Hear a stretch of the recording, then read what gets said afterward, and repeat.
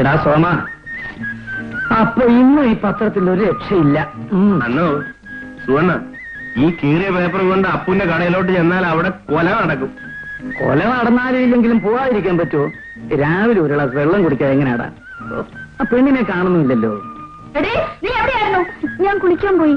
ഈയിടെ ഒരുങ്ങിച്ചവഞ്ഞ നടപ്പും പോക്കൊക്കെ ഞാൻ കാണുന്നുണ്ട്. വെളുപ്പാകാലത്ത് കുളിക്കാനെന്ന് പറഞ്ഞ് നീ പോകുന്നത് എവിടെയാണെന്ന് എനിക്ക് ഇപ്പൊ അറിയണം. കുളക്കടവിൽ വല്ലാത്ത തിരക്കായിരുന്നു.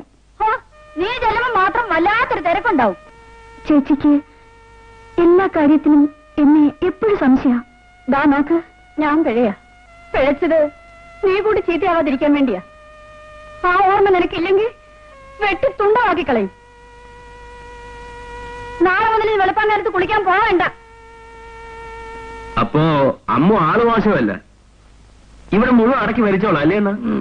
നിനക്കിതൊക്കെ അറിഞ്ഞിട്ട് ഇപ്പൊ എന്തോ വേണം? അല്ല എന്തോ വേണമെന്ന്? ഒന്നും ഉണ്ടായിട്ടല്ല, അയൽക്കാരാണല്ലോ എന്ന് കരുതി ചോദിച്ചു പോയതാ. ഞാൻ പോവില്ല. എന്താ മോളെ നീ പറയുന്നത്? നീ നാടകത്തിന് വിപ്ലവ പാർട്ടിയുടെ വീട്ടിൽ ബഹളം തുടങ്ങി. അതല്ല, ഞാൻ പോവില്ല. നാടക പാർട്ടിയുടെ വീട്ടില് തട്ടുമുട്ടും ഒരു രസമാണേ. മോൾ ഒന്നുകൂടി ആലോചിക്കേ. നാടകത്തിന് വേണ്ടിയല്ല അച്ചാൽ വിളിക്കുന്നത്. ഇങ്ങനെ നിർബന്ധം പിടിച്ചാൽ നമ്മൾ എങ്ങനെ കഴിയും? ഇതിനേക്കാൾ ഞാനിത് പിച്ചെടുക്കുന്നതാണ്. നാടകകാര്യങ്ങളെന്ന് പറഞ്ഞാൽ ടേബിൾസുകളെന്നാണോ നിന്റെയൊക്കെ ധാരണ? കുറെയൊക്കെ കണ്ടില്ലെന്നും കേട്ടില്ലെന്നും വെക്കണം മോളെ. ഈ നാട്ടിലെ വിപ്ലവ പ്രസ്ഥാനത്തിന്റെ മുന്നിൽ കൊടിയും പിടിച്ച് അനീതിക്കെതിരെ നിറപോക്കിന്റെ മുന്നിലേക്ക് ചാടിവിള എന്റെ അച്ഛനാണ് പറയുന്നത്. വിപ്ലവകാരി, വിപ്ലവകാരിയായ അച്ഛൻ മരിച്ചുപോയി. നീതിയെയും സത്യത്തെയും രക്ഷിക്കാൻ ഇവിടെ ദൈവത്തിന് പോലും കഴിയില്ല മോളെ. ഈ നാടക കമ്പനിക്കാരൻ ആരാണ് അച്ഛൻ അറിയാമോ? പണ്ട് നമ്മുടെ സർപ്പക്കാട്ടിൽ ഒളിച്ചിരുന്ന സഖാവിനെ പാർട്ടിയുടെ തീരുമാനമെത്തിക്കാൻ അച്ഛൻ തന്നെ എഴുത്തുമായി ഞാൻ പോകുമ്പോൾ എനിക്ക് കൂട്ടി വന്നില്ലേ, അയാളാണ്. എന്റെ സ്നേഹിതന്റെ മകൻ, അച്ഛാ, MLA അദ്ദേഹത്തിന്റെ മകൻ, ഞാൻ വിശ്വസിച്ച പാർട്ടി സെക്രട്ടറിയുടെ മകന് എന്റെ മകളെ തന്നെ പിച്ച് ചിന്തണം. നീ പറയൂ അച്ഛാ, ഞാൻ പോകണോ? അവൻ അരിഞ്ഞു വീഴ്ത്താനുള്ള ശക്തി ഇനിയും എനിക്കുണ്ട് മോളെ.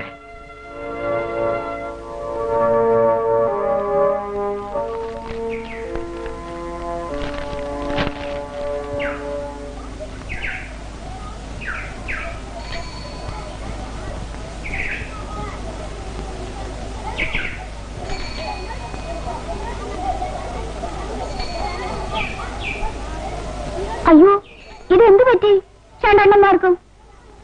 കപ്പൽ മുങ്ങിപ്പോയോ? കഷ്ടം, നാവ് വരണ്ടിരിക്കും. ഈ ചൂടുവെള്ളം ചെന്നാൽ ശരിയാവും.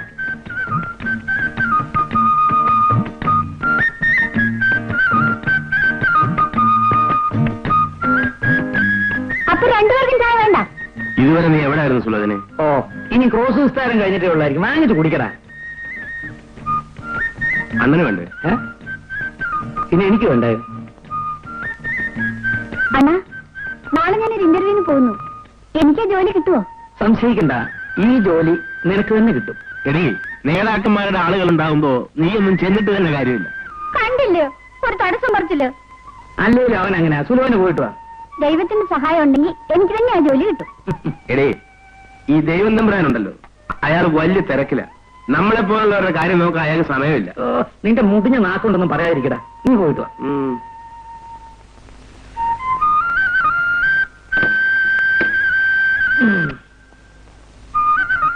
വാ, അപ്പന്റെ കട വരെ പോയിട്ട് വരാം. അന്നു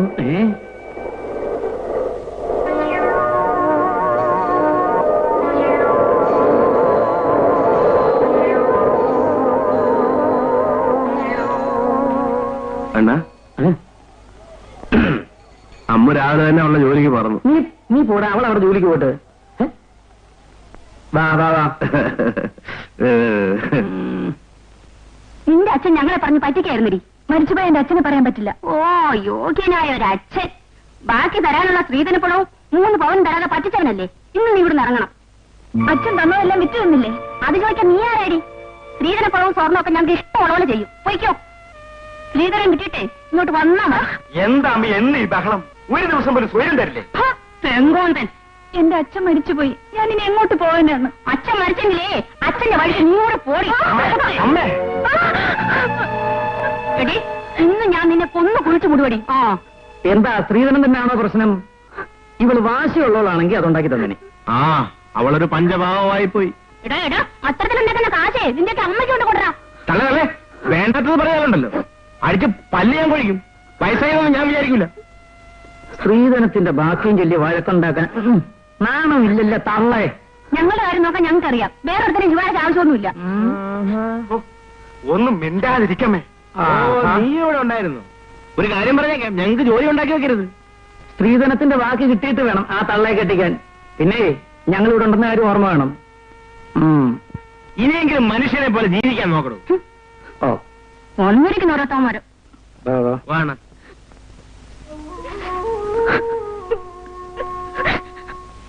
ഞാൻ വീണ്ടും വിവാഹം കഴിക്കാൻ തന്നെ തീരുമാനിച്ചു. എന്റെ ഭാര്യ പ്രേമ തന്നെ ആയിക്കോട്ടെ എന്ന് ഞാൻ നിശ്ചയിച്ചും കഴിഞ്ഞു. ഇക്കാര്യം ഞാൻ അവളോട് എങ്ങനെ പറയും? നിങ്ങളെ ഒരച്ഛനെ പോലെയാണ് അവൾ വിചാരിച്ചിരിക്കുന്നത്. ആവക വർത്തമാനമൊന്നും പറയണ്ട. ഞങ്ങൾ തമ്മിൽ അത്രയ്ക്ക് പ്രായ വ്യത്യാസമുണ്ടോ? അവൾ സമ്മതിക്കുമെന്ന് തോന്നുന്നില്ല. അവളുടെ സമ്മതം ആർക്ക് വേണം? ഞാൻ തീരുമാനിച്ചു, അത് നടത്തും. സമ്മതമില്ലെന്ന് അവൾ എന്റെ മുഖത്ത് നോക്കി പറയട്ടെ. അത്രയ്ക്ക് തന്റെ ഇടം ഉണ്ടാവില്ല. ഉണ്ടായാൽ പിന്നെ എന്ത് സംഭവിക്കുന്നത് ഞാൻ പറയണ്ടല്ലോ. അയ്യോ, വേണ്ട വേണ്ട. എങ്കിൽ മകളോട് എന്റെ ആഗ്രഹം പറയും. ഞാൻ പറഞ്ഞു നോക്കാം. പറഞ്ഞാൽ പോരാ, അവൾ എന്റെ കൂടെ ജീവിക്കണം. ഞാൻ വിചാരിച്ചാൽ എന്തും നടക്കും. അത് നടത്താൻ കഴിവുണ്ടെന്നുള്ള കാര്യം മറക്കണ്ട.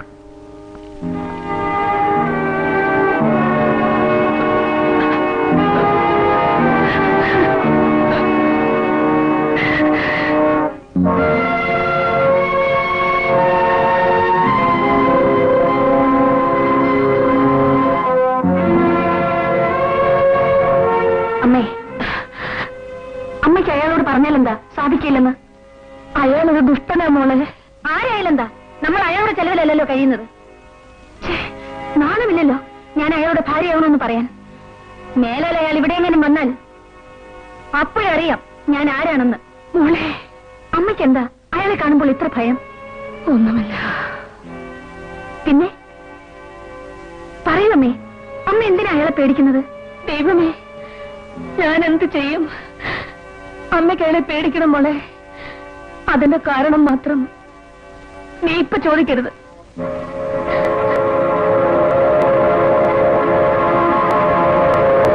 വിടൂ എന്നെ, വിടൂ.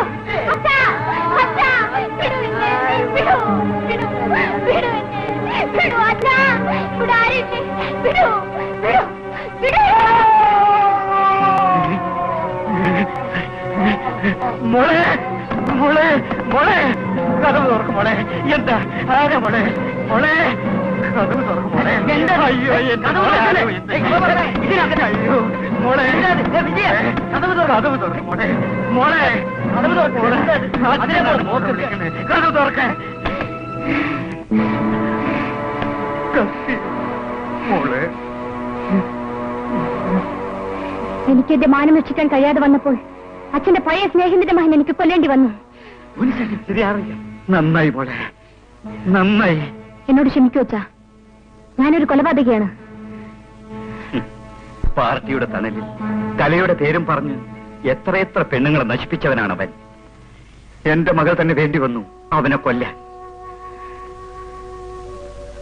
നീ മാത്രമായിരുന്നു എനിക്കൊരു തണൽ. സാരമില്ല, ജീവിക്കാൻ വേണ്ടി അഭിനയിക്കാൻ ഇറങ്ങിയതാണ് എന്റെ മകൾ. എന്റെ മോൾക്ക് ഈ ഗതി വന്നു.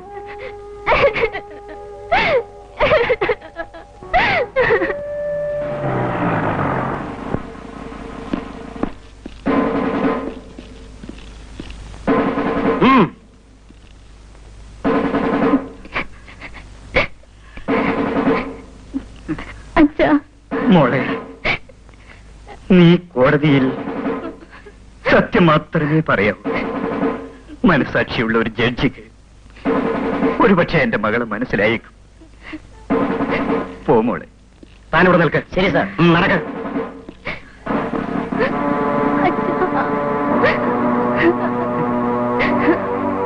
മോളെ ഇവൻ ഉം.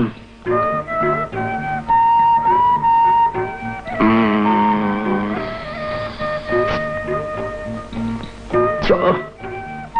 ഉം.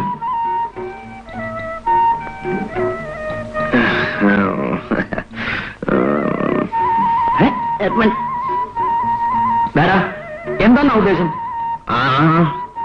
അന്നായിരുന്നു ഞാൻ സുന്ദരമായ ഒരു സ്വപ്നം കാണുകയായിരുന്നു. നല്ലൊരു പെണ്ണ്. അയ്യോ, നീ അങ്ങനെ സൂഹിക്കണ്ട. അണ്ണോ അണ്ണോ, എന്തോന്നാടാ അമ്മ? അണ്ണനെ അന്വേഷിച്ച ഒരു പെണ്ണ് അപ്പുവിന്റെ ചായക്കടയിൽ വന്നിരിപ്പുണ്ട്. പെണ്ണോ? ആ, ആരെന്നാ അത്? കൊള്ളാവിടെ. എടാ, സാധനം ഇങ്ങോട്ട് തന്നെയാണോ? അതെ അണ്ണ, ഇങ്ങോട്ട് തന്നെ. വലച്ചോ? ദേ, അങ്ങനെ ബന്ധമുള്ളവല്ലോ ആണോ? എടാ മഹാകവി, സത്യം പറഞ്ഞു. ഞാൻ അറിയാതെ നീ വലയിലാക്കിയ വല്ല. ചുമ്മാ അരിയണ്ണ, അണ്ണവനെ പുറത്താക്കി വാലടക്കി. പോ. പോവാനല്ലേ പറഞ്ഞത്?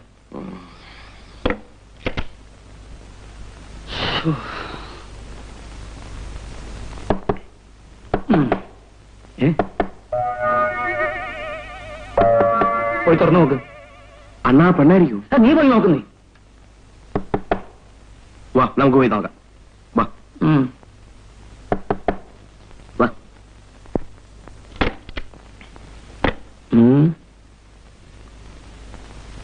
എന്താ? ഒരു കാര്യം പറയാനുണ്ടായിരുന്നു. എന്നോടോ? എന്നോടായിരിക്കാൻ വഴിയില്ല. അണ്ണനോടാണോ?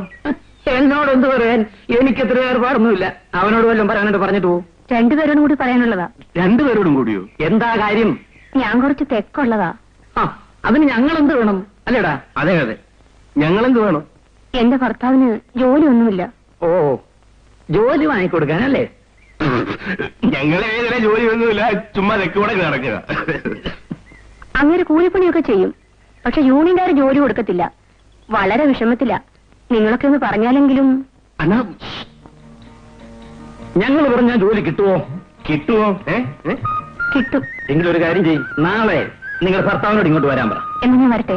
അപ്പോഴേ ഭർത്താവിനോട് ചിലർ ആയുധങ്ങൾ ഇവിടെ കരുതിക്കോളാൻ പറ. ഒന്നേ നിങ്ങളെ ഭർത്താവിന് പണി, അല്ലെങ്കിൽ ഞങ്ങൾക്ക് പണി, അല്ലേ? പോകൂ.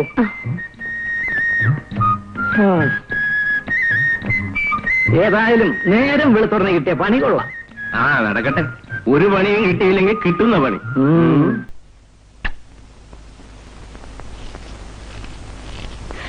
എന്താ ഇത്ര വൈകിയത്? ബ്ലഡ് ടെസ്റ്റ് ചെയ്തതിന്റെ റിസൾട്ട് ഒക്കെ കിട്ടിയോ?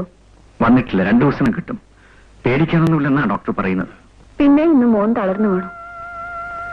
ആ ക്ഷീണത്തിൽ തന്നെ കിടന്നൊന്ന് മയങ്ങ. നാളെ ഒന്നുകൂടി ചെക്കപ്പ് ചെയ്യിക്കാം. ഒരു സമാധാനവും ഇല്ല. കിടക്കുന്നത് കണ്ടില്ലേ? എന്തൊരു ക്ഷീണവും തളർച്ചയും. ഒരു സാധനം കഴിച്ചിട്ടുമില്ല. ഓഹോ, നീയും തുടങ്ങിയോ? നീ ഇങ്ങനെ തുടങ്ങിയാൽ നിന്നെ ഏത് ഡോക്ടറെ അടുത്ത് കൊണ്ടുപോകാനാ? കുട്ടികൾക്ക് വൈറ്റമിൻ ഡെഫിഷ്യൻസി ഉണ്ട്, ഇങ്ങനെയൊക്കെ ഉണ്ടാവാം. എനിക്ക് വിശക്കുന്നു. നീ പപ്പടോടുള്ള അടുത്ത് വയ്ക്കാൻ പറ.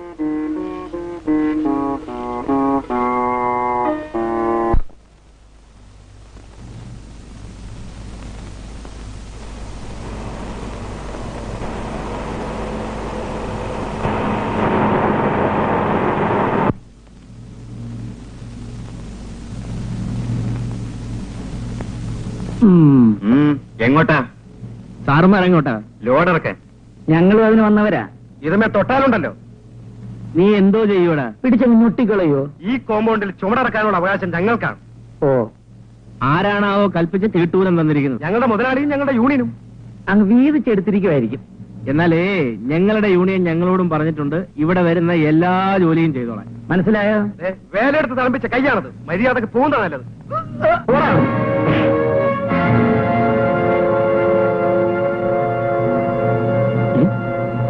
അണ്ണോ, മറ്റവനില്ല അല്ലേ? എന്നാ പിടിച്ചോ.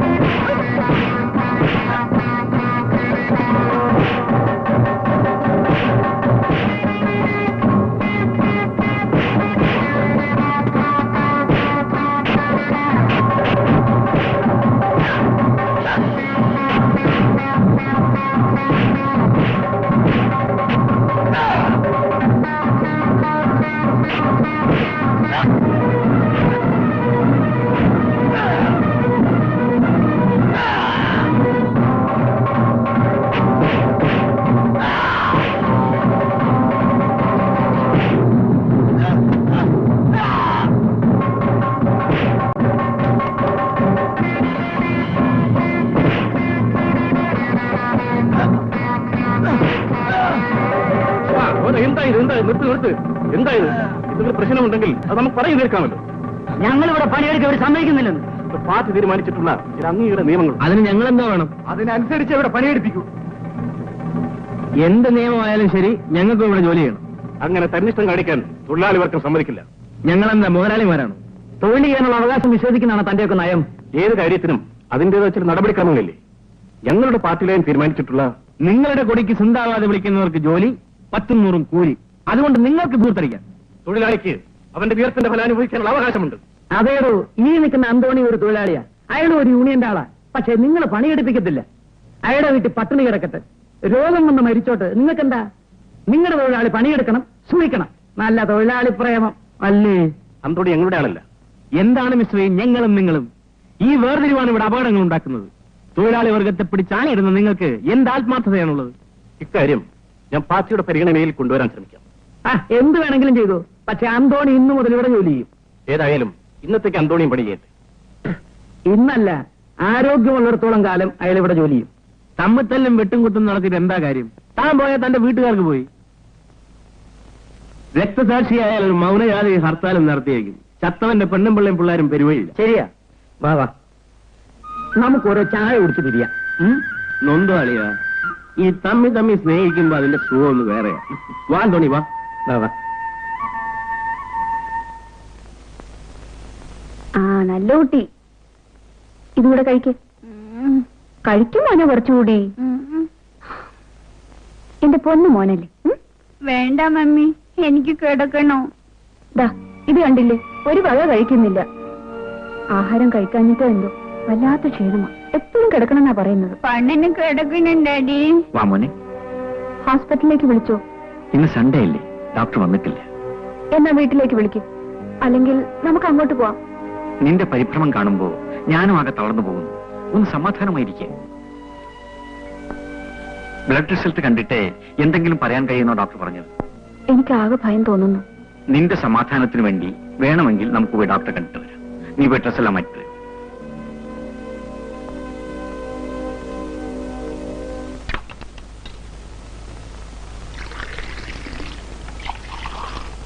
ഇന്റർവ്യൂവിനെന്നും പറഞ്ഞ് ആ സുലുവിനെ ഇന്നലെ പോയതാ.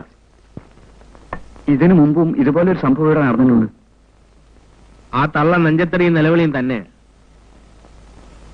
ആ വരുന്നവനില്ലേ കൊച്ചപ്പൻ, അവൻ ആ പെണ്ണിനെ കൂട്ടിക്കൊണ്ട് ഇന്നലെ പോയത്.